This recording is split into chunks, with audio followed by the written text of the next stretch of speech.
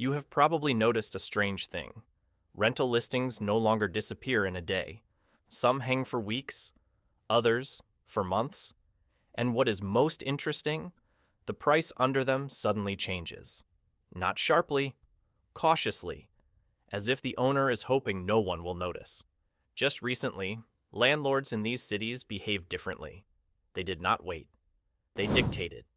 No bargaining, no discounts, no pauses. But in 2026, something broke. Formally, everything still looks normal. The cities are alive. Cafes are open.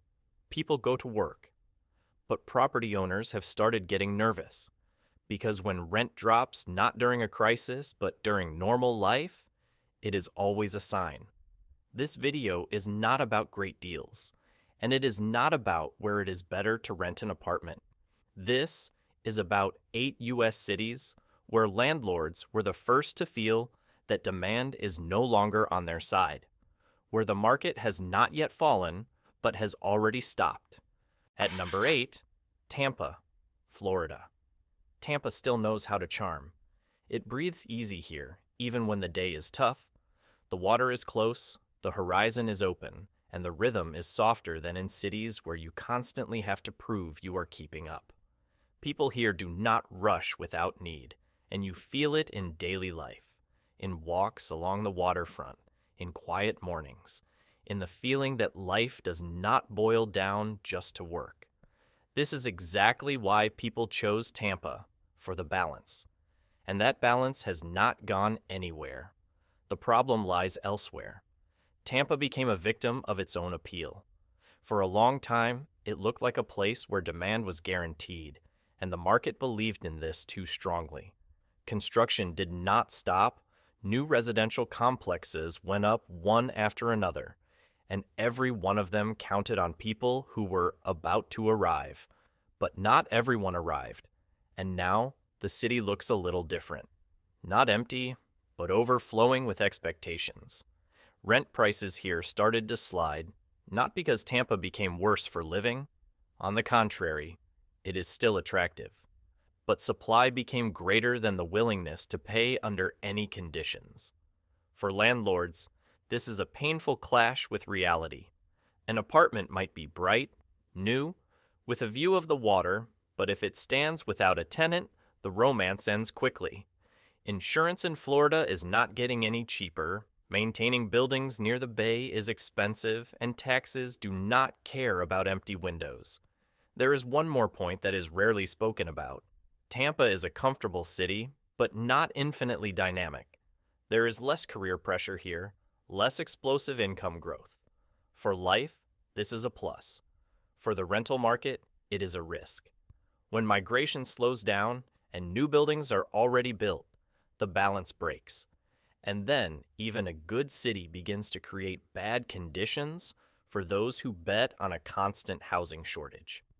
Today, Tampa lives in a strange state. It is still pleasant, convenient, and sunny. But tension has appeared beneath the surface. Property owners are waiting longer. Prices are correcting more often. Terms are becoming more flexible. This is not a crash. It is a slow realization that the market is no longer playing for one side only. And the main question here is not whether Tampa is good. It is good. The question is different. Are you ready to live in a city where comfort remains, but confidence in the future is no longer as solid as it used to be? At number 7, St. Petersburg, Florida. St. Petersburg lived in Tampa's shadow for a long time, and that worked in its favor. The city felt more intimate, creative, and a bit slower. There was more room for walking, more local life, and a greater sense that it was not for everyone. That is exactly why it was loved. Artists, remote workers, and people who value atmosphere over status. And for a while, this balance held. But in 2026, it became clear that St. Petersburg had hit its limit. The city did not get worse. It simply ceased to be an open space for an endless influx of new residents. Construction here proceeded more actively than the city's real capacity allowed. New apartments appeared next to old neighborhoods, changing the rhythm and structure of the districts. And at some point, supply started outpacing demand. Rent prices here began to drop almost imperceptibly. Without panic, without loud discounts. Apartments just started taking longer to rent out, and owners became more patient than before. Concessions, flexible terms, and a willingness to negotiate appeared. For tenants, this looks like relief. For landlords, it is a warning signal, because costs have not vanished. Florida is just as expensive to maintain. Insurance, utilities, and fees for waterfront buildings weigh down every month. And when an apartment sits empty, every day starts to count. St. Petersburg is particularly vulnerable psychologically. It is a city with a strong local identity. And when the market begins to wobble, it is felt not only in numbers but also in moods. Fewer new coffee shops, more cautious investors, more for rent signs hanging longer than before. The city seems to be trying to preserve its soul, but at the same time, it has to adapt to reality. At the same time, it is still pleasant to live here. The sun, the bay, the pedestrian space, the cultural life, all this has not disappeared. But this stability creates a trap. Because when a city does not grow aggressively, yet housing increases, the balance breaks faster than it seems. St. Petersburg is not screaming about a crisis. It is just becoming more cautious. And for the rental market, this means one thing. The era of easy solutions is over. It is good to live here. But it is no longer so simple to make money on housing. And this very difference makes St. Petersburg one of those cities where the drop in rent looks not like an accident, but like a consequence of an overload of expectations. At number 6, Nashville, Tennessee. The city still looks like a city that knows how to charm. There is music in the air, even when you cannot literally hear it. There is a sense of movement, creativity, and inner energy. The city lives not just by work, it lives by stories, people, and the local scene. This is exactly why it was loved by those who were tired of cold metropolises and wanted something alive, but not chaotic. And from the perspective of living, Nashville still holds its own very well. The problems begin where romance collides with the market. Nashville believed in its own stardom too quickly. They built a lot and boldly, as if demand would never slow down again. New residential complexes appeared not only in the center, but also in neighborhoods that had not yet managed to form stable infrastructure. All this worked while the city actively attracted new people. But when the flow started to weaken, the oversupply became noticeable almost immediately. Rent prices here started to drop, not because Nashville lost its appeal. They began to decline due to saturation. There are now more apartments than people willing to pay without question. Owners who just yesterday would not answer messages are now waiting. There is a readiness for concessions, flexible terms, and shorter contracts. For the tenant, this looks like relief. For the investor, like a wake-up call. At the same time, costs remain high. Taxes, maintenance, repairs in new buildings, and loans, none of this disappears along with the demand. And when an apartment sits empty, it quickly ceases to be an asset. That is why the drop in rent feels painful in Nashville. Many entered the market here at the peak of expectations and are now forced to rethink their plans. The atmosphere of the city is starting to change. Not sharply, but noticeably. Some neighborhoods look quieter in the evenings than before. New buildings are not fully occupied. Businesses that counted on a dense flow of residents operate more cautiously. Nashville does not look like a city in crisis, but it looks like a city that slowed down faster than expected. And this is its main contradiction. For life, Nashville is still attractive, warm, and human. But for the rental market, it has become more complex and nerve-wracking. There is no longer the feeling that housing will rent itself out. And the question that is gradually appearing in the heads of owners sounds simple. Was this growth real? Or did we just believe too much in a story that lasted a little longer than it should have? At number 5, Denver, Colorado. Denver for a long time seemed like a city doing everything right. The air is cleaner, the horizon more open, and the mountains are so close they seem part of the urban landscape.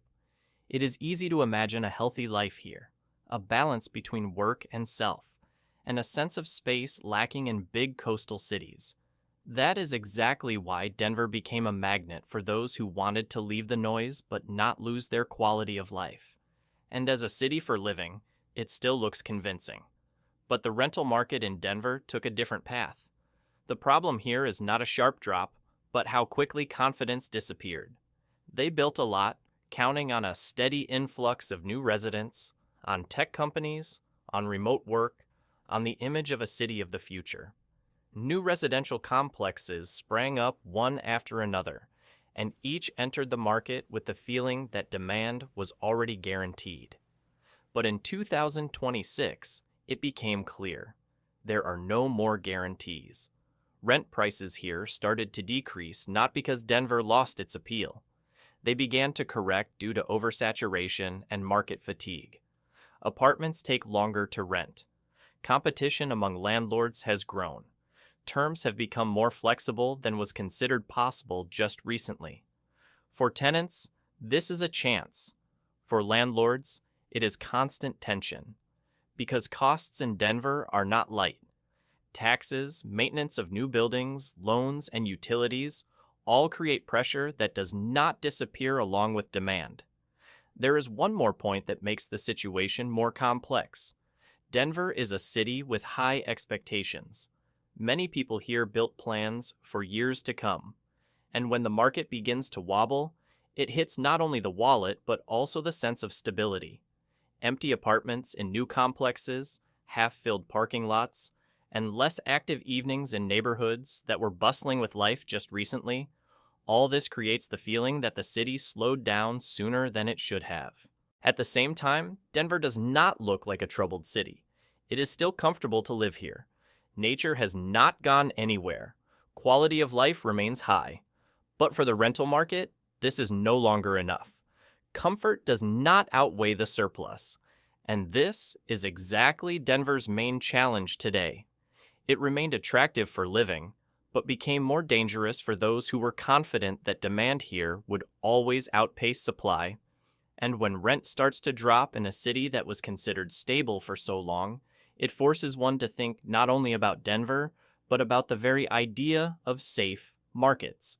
At number 4, Raleigh, North Carolina. Raleigh long looked like a city with no weak points. Not too loud, not too expensive, neat, green, with a sense of order. There are no sharp contrasts here, but there is stability. That is exactly why people came here. Professionals, families, people looking for a quiet life without constant pressure. Raleigh built its reputation as a smart choice, a city without drama, without overheating, without sudden moves. And for a long time, this strategy worked. But in 2026, it became clear that even careful growth can go too far. Raleigh built actively, focusing on the future. Tech clusters, universities, stable employers, all this created a sense of guaranteed demand. New residential complexes entered the market with the confidence that residents would appear automatically. However, the automatism vanished. Apartments began to linger. Listings hung around longer. And the market felt resistance for the first time in a long while. Rent prices in Raleigh began to drop quietly and almost imperceptibly, without loud discounts and advertising banners. The numbers in listings simply changed. Owners became more cautious. A readiness appeared to negotiate, to make concessions, to wait. For tenants, this looks like a return to common sense. For landlords, it is a loss of the stability they were counting on. Because expenses remained unchanged, but the confidence in a quick lease disappeared. Raleigh is particularly sensitive to this shift because its strength has always been in predictability. Sharp fluctuations were not expected here, and that is exactly why there is more nervousness when these fluctuations appear. New buildings are not fully occupied. Parking lots near modern complexes look too empty. Businesses that counted on a stable flow of residents are operating more cautiously than planned. The city does not look empty, but it looks less dense than expected. At the same time, Raleigh remains a comfortable place for life. It is pleasant to live here, raise children, and plan for the future. But this is exactly what creates tension for the rental market. A comfortable life does not mean endless demand. And when supply becomes greater than the willingness to pay without negotiation, even a stable city begins to wobble. Raleigh today is an example of how a market can lose balance not because of a crisis, but because of excessive faith in a quiet future. And the question here is simple. If even such cities are starting to lease out more slowly, then where else is stability held up only by expectations? At number 3, Charlotte, North Carolina. Charlotte for a long time sold itself as a city without sharp edges. Business-minded, neat, livable, and predictable. It was easy to imagine a stable career here, a normal daily rhythm, and the feeling that everything was under control. The city grew calmly but confidently, attracting people tired of the extremes of major metropolises. That is exactly why Charlotte seemed like a safe choice, both for living and for housing investments. But in 2026, this confidence began to crack. Not abruptly or dramatically, but through small glitches that accumulated quickly. Charlotte built actively, especially around business districts and transport hubs. New residential complexes entered the market with the feeling that demand here was stable and predictable. However, stability turned out not to be infinite. Apartments started taking longer to rent, and prices began to slowly slide downward. Charlotte's problem is that this city is not built for sharp fluctuations. Everything here hinges on a sense of order, and when property owners start waiting longer, it strikes at the very idea of control. They are not used to bargaining, to pauses, to silence in response to listings. And now, this silence has become part of reality. Meanwhile, expenses have not gone anywhere. Taxes, maintenance, and payments for new buildings apply constant pressure. And an apartment that was supposed to serve as a stable asset begins to cause irritation. This is felt in the city as well. Some new neighborhoods look too spacious. Parking lots near modern complexes are not filling up completely. Businesses that counted on a dense flow of residents are operating more cautiously. Charlotte does not look like a city that is falling. It looks like a city that came up short on people, and for the rental market, this is critical. At the same time, from a lifestyle perspective, Charlotte is still attractive. It is convenient, logical, and free of unnecessary chaos. But this very logic makes the situation more painful. Because when rent starts to drop, even in such an orderly city, it means the problem lies not in specific neighborhoods, but in the overall balance. Charlotte today is an example of how quiet growth can imperceptibly turn into oversaturation. And the main question here is not whether this is a good city. The question is whether it is enough to simply be convenient when housing supply outpaces real demand. At number 2, Salt Lake City, Utah.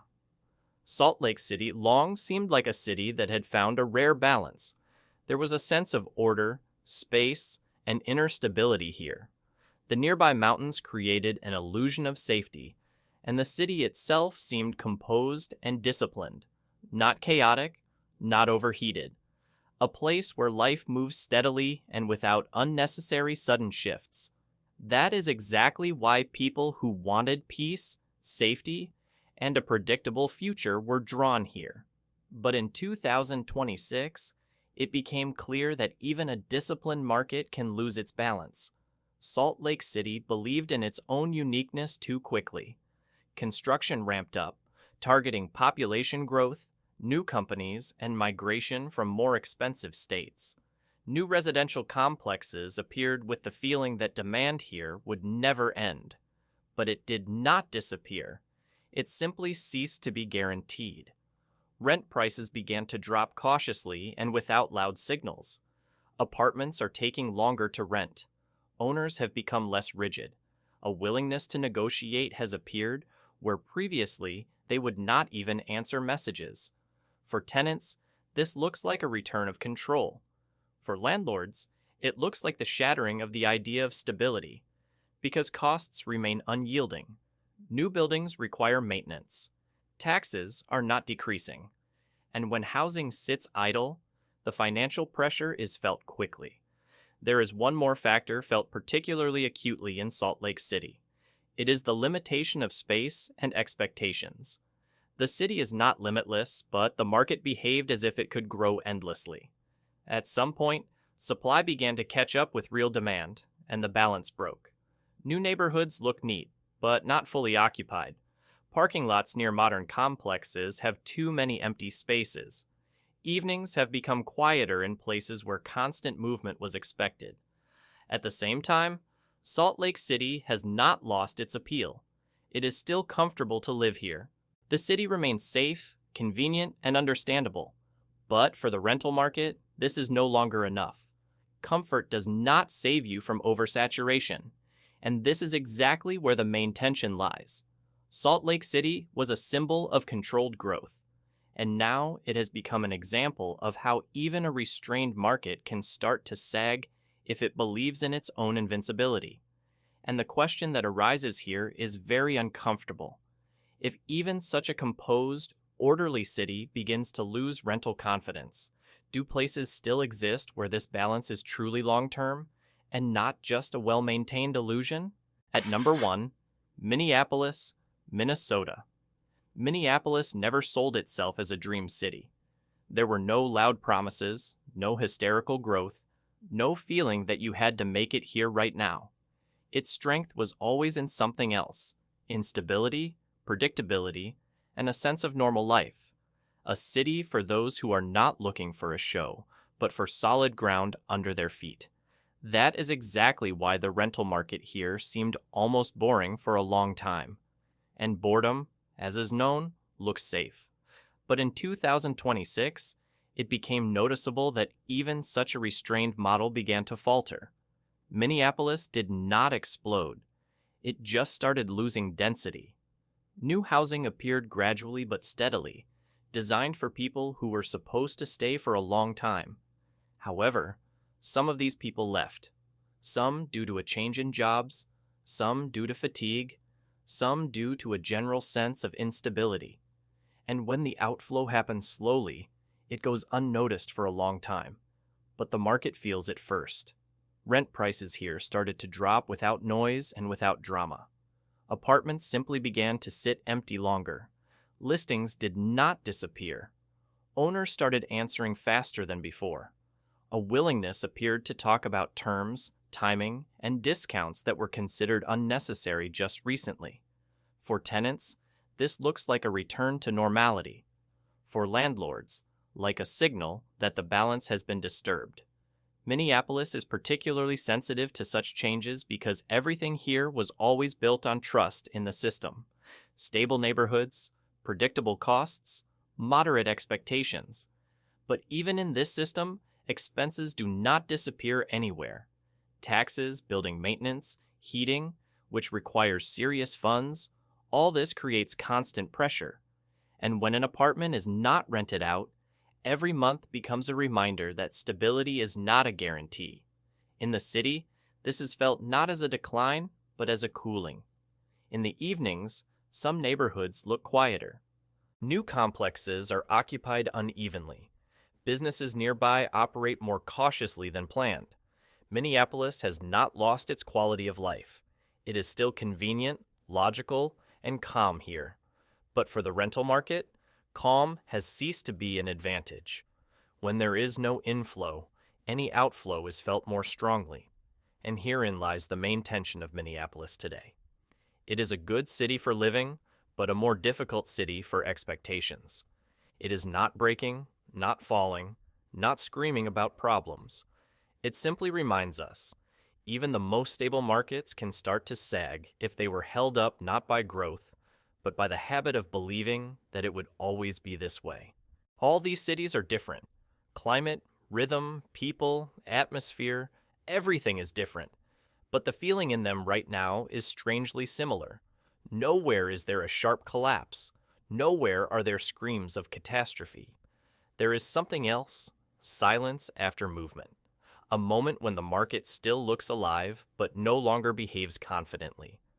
Rent prices in these cities are falling, not because they have become bad. They are still convenient, attractive, and perfectly suitable for living. But this is exactly what creates the paradox. Good cities are used to demand being automatic, that people will come on their own, that they will not have to wait. And when this does not happen, it is not the infrastructure that breaks, but the expectations. Somewhere this looks like empty parking lots. Somewhere, like listings that hang around longer than usual. Somewhere, like a readiness to bargain where just yesterday messages were simply ignored. All these signals are small, but together they form one picture. The market is no longer playing for one side only. And one thing is important here.